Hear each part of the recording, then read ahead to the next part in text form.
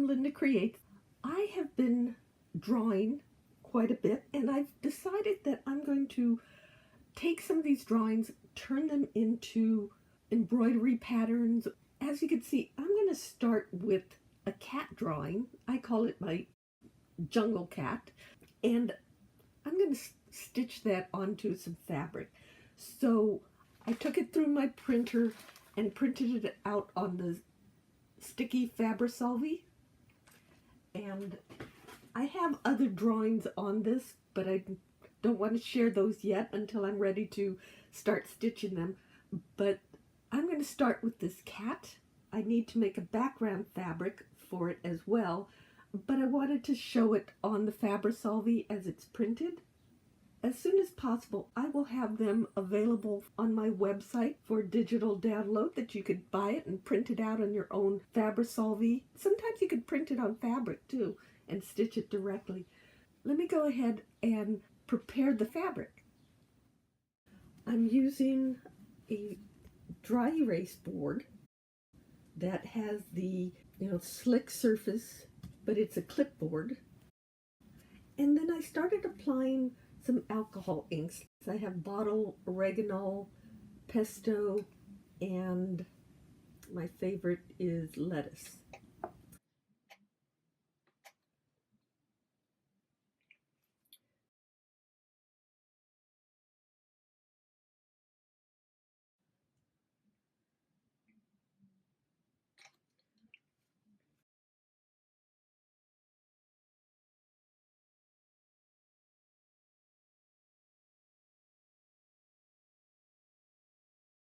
First off, I should also say that if you're working with alcohol inks or isopropyl alcohol, you should have the room well ventilated.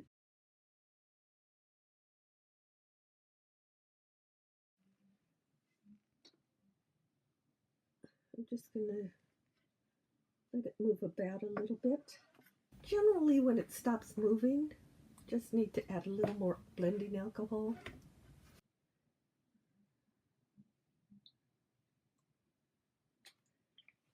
So the trick is you don't need too much alcohol ink, but you do want to have enough color in there. And then the blending solution makes it move some more, so it's kind of cool in that respect.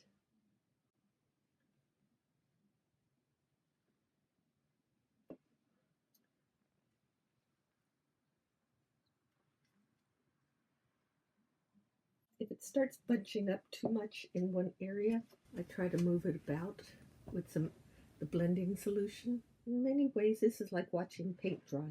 I'm going to let it stop there and see what we get. Here's the board. So now what I'm going to transfer this art onto some fabric. This is like the dish towels that you buy for crafting that you stitch on. It's a rather large one, so I'm cutting it into quarters. This is approximately 14 by 14. So it's a nice loose weave cotton, very, very, very absorbent. I should, but I'm not ironing it. Okay, so I'm laying this dish towel cloth over my dried alcohol ink. So what I'm going to try this time is putting the alcohol on a paper towel and then dabbing it instead of brushing it. It will stay more consistent spacing. So let's try this.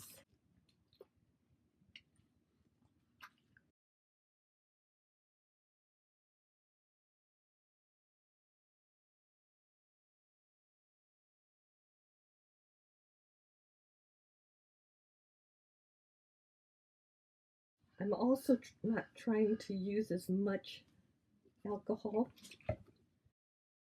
You want to work fast because it does evaporate quickly,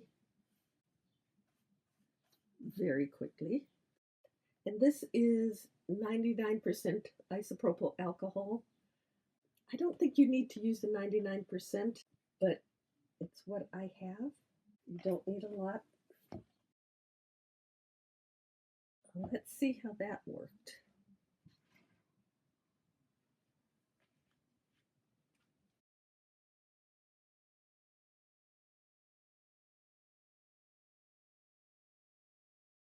that's what we transferred. And again, I would say is well ventilated area. Now I can use this for the next step for the stitching part. Unfortunately, it did stain my dry erase board. And the way Fabrisolve works is that it will attach to your background fabric, you stitch it, and then you immerse it in water and it washes away.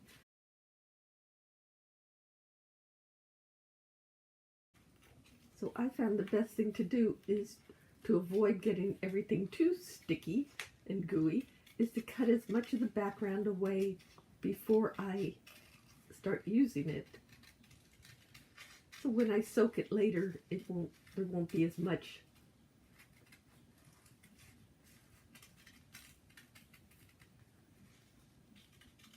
sticky stuff in the water. Okay, so there's my cat. Kind of like the way this one turned out. And then, so I'm going to add the jungle cat. I'm going to stitch that in the center. But I thought because the jungle cat's going to be so many shades of green, which I like, that's why I did this background.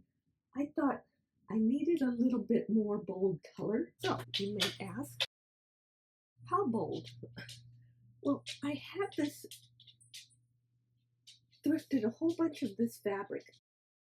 It's very pretty, but it had this green, which looked identical to that green. So what I did, I tore it into little strips. And I think what I'm going to do is something like that. So it adds some color, doesn't detract from the jungly green. So that's what I'm thinking. So what I need to do first is to stitch down these strips. Okay, let me do that. I slow stitched the edges of these two strips down, and now I can apply my cat. So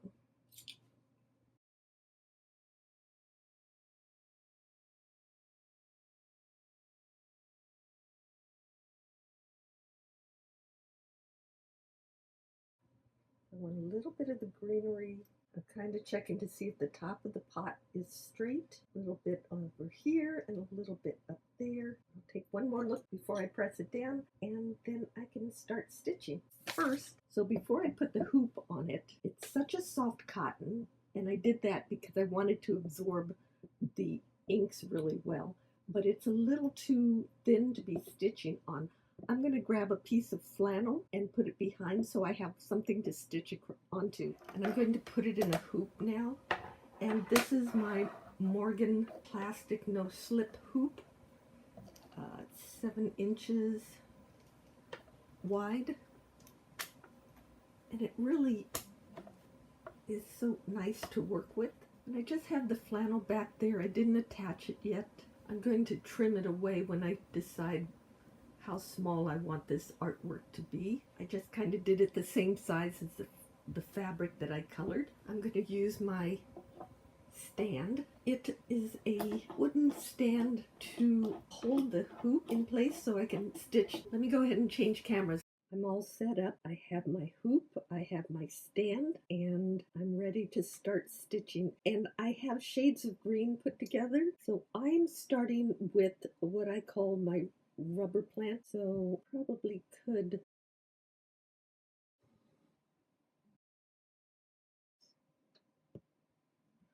I'm going to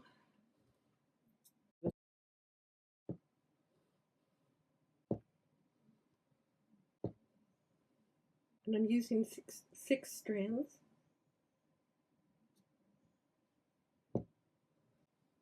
And the thing is, the way I drew this and designed it is that you don't have to exactly follow the lines. Like I have two different blocks of color on this leaf, but if you wanted to do a more gentle shading or something like that instead, you can do whatever you like.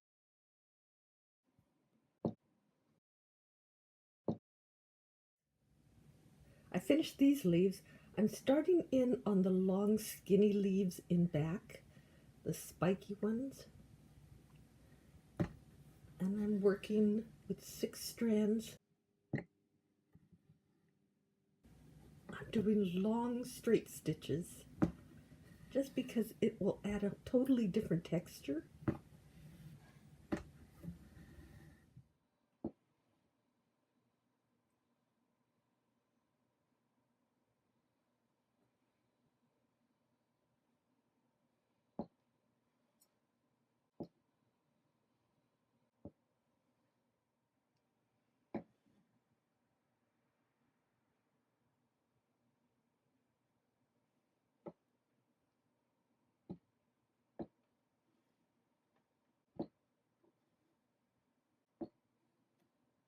So I'm trying to blend a little bit of this lighter green in with the darker green that'll come in with later.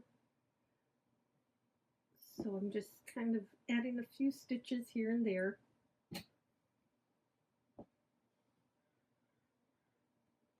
And I will fill them in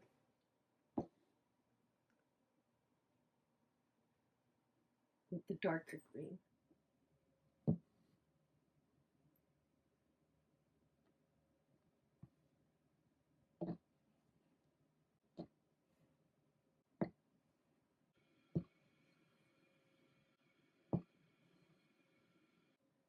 You can start to see how the light green blended in with the little bit darker green.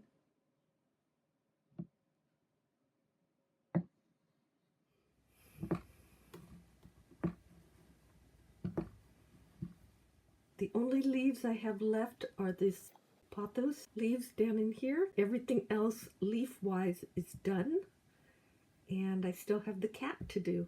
I'm going to do a leaf stitch, but a half leaf stitch because I'm doing 2 different colors. It's just a very angular satin stitch. For these leaves, I'm doing only 4 strands of floss. So I did the lightest green on some of these, and now I'm doing the medium green.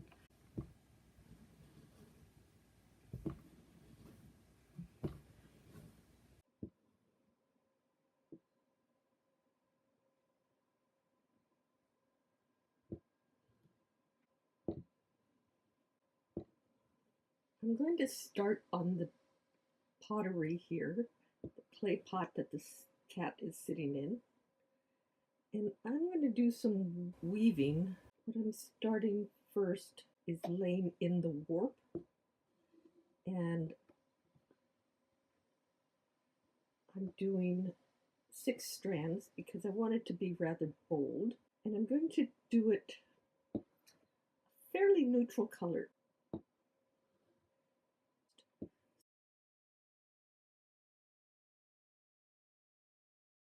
So I'm starting in the middle here. You want to go in the widest area and make sure you have the straightest line. And then again, I'm leaving this bottom piece to be like the base of the pot will be a different color.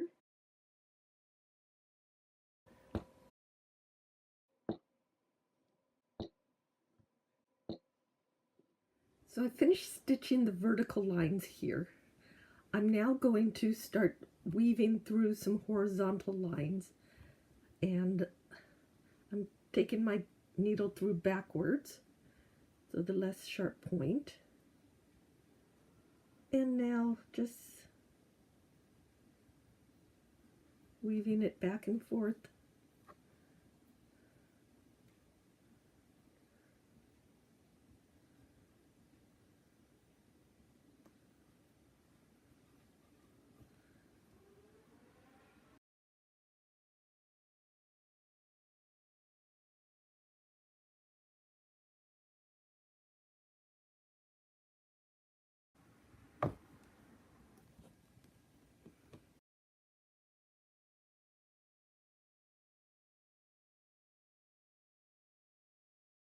sometimes it helps to have another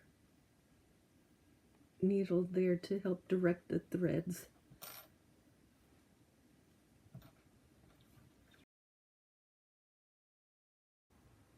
And take it back down to end it off. So 2 rows of the same color, and you can see how it's starting to look. And then I'm going to introduce the next color.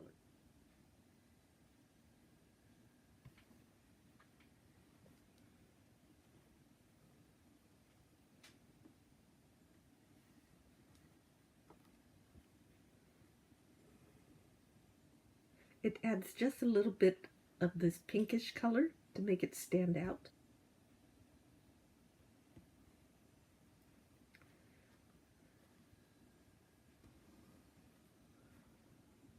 I have the basket weaving done, so now I'm starting on the cat, and I'm starting with his eyes.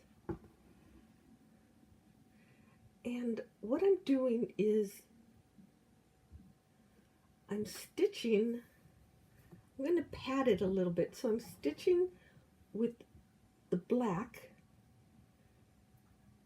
and I'm just stitching a little bit inside of the circle that is for the eyeball, for the pupil of the cat. And I'm going to stitch over it, so I want to stay inside the line art for the eye.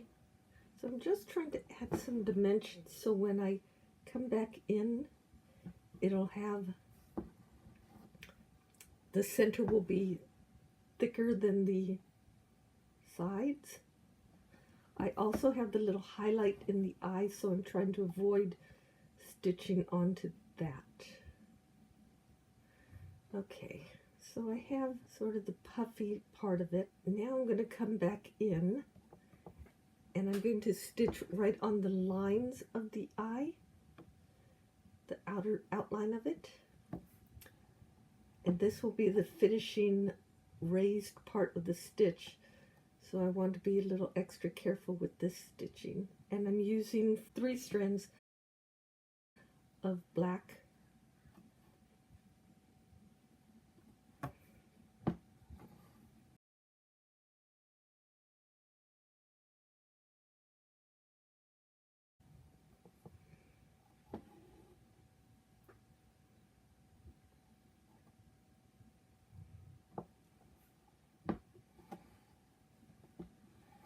I'm very carefully trying to leave that little notch, highlight notch of the eye exposed. So there's one eye.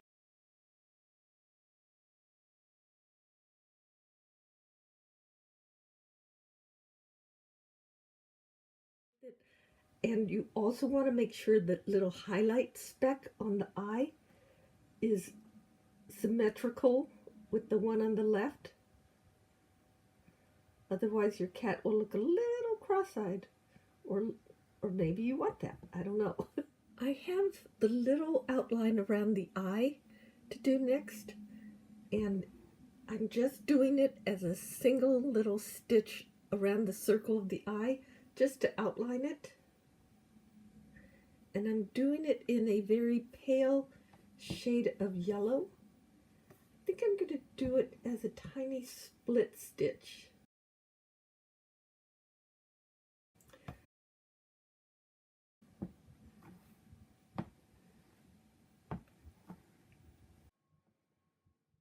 I now have 2 strands of white floss.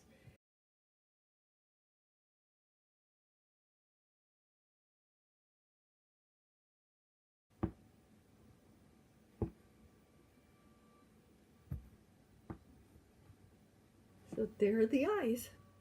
So what I'm going to do is long straight stitches to fill in the cat.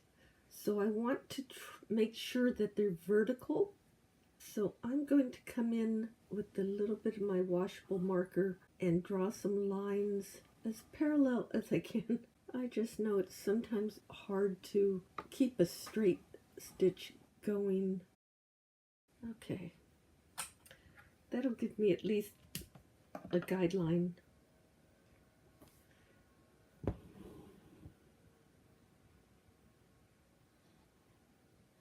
And I'm using 4 strands of a very dark gray because I wanted it to be like a black cat. I wanted the eyes to stand out separately.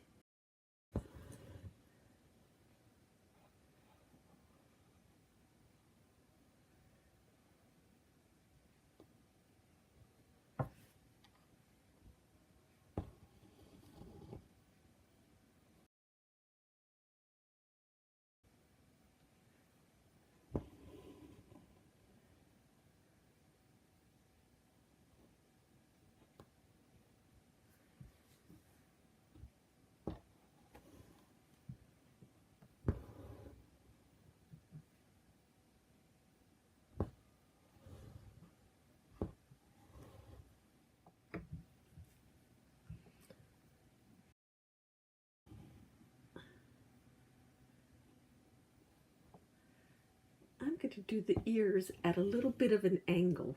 And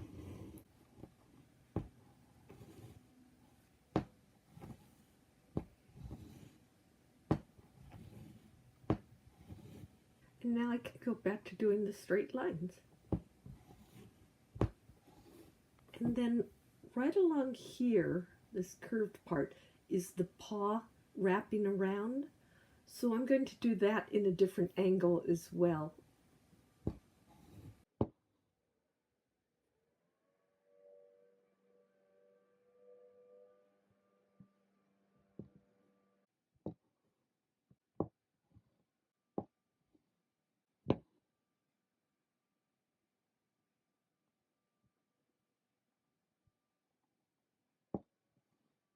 I finished the body of the cat, and now I'm just stitching the tail.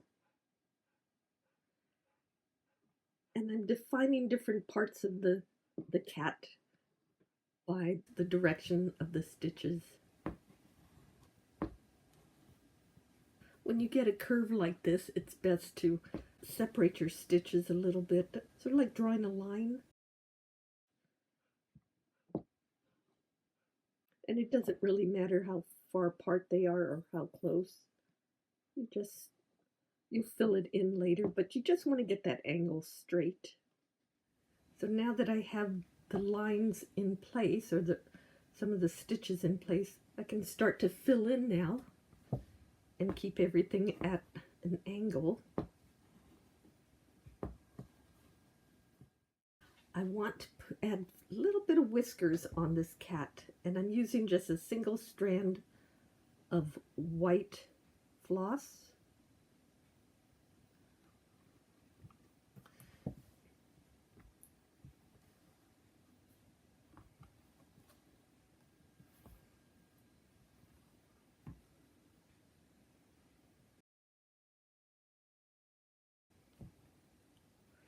I'm just kind of deciding if the whisker goes behind the leaf, and you could see I decided the whisker is partially hidden by the leaf.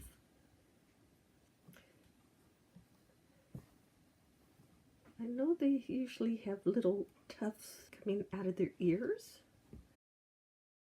I'll do a little of those.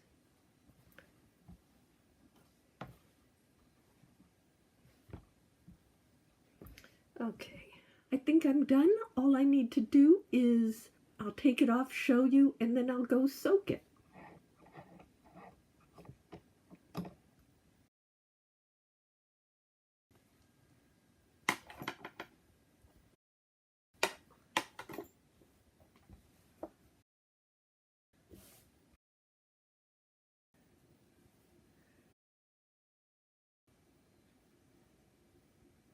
And it has warm water in it. So I'm going to go take this and put it under running water and dry it a little bit, and I'll bring it back. Here's my finished piece. This is a 6-inch hoop. I'm not sure yet if I'm going to leave it in the hoop or if I'm going to add it to my stitch notebook, but I want to share it in the hoop I think most people would probably use it like that. So you can see how the cat turned out, how the Fabrisolve is all gone, so you don't have that white look that was around it. And I love the way it turned out. Let me come in a little bit so you can see the cat's face. I love the way the cat's face turned out, the little bits of whiskers and fluff around the ears. So this is a suggestion on how you can mount your piece of art. You can use the alcohol inks to color your fabric. I wanted to add some accent fabric to it, so I slow stitched some accent colors on there. You don't have to, you could just do it on plain canvas. You can even use a smaller hoop so it just circles around the cat itself. There's so much you can do. You can change the color of the cat, of course, and change the plants up to whatever color you want. But this is how mine turned out. I had so much fun with this, and I also want to say, at some point, I'm going to have these drawings available for sale on my website as a digital download. So you could just visit my website, LyndaCreates.com. That's Linda with a Y, to buy these images as digital downloads. Thank you so much for watching. If you enjoyed this video, please hit that like button and the thumbs up. Hit the bell to get notifications. Please subscribe to my channel. It really helps me out. And leave a comment. I'd love to hear what you think of the drawings, of the idea of using Fabrisolve to transfer it onto your fabric, or my concept of using alcohol inks, how I did that in my video so that you can make colorful fabrics as your base, whatever colors you want. Thank you so much for watching, and I will see you in my next video.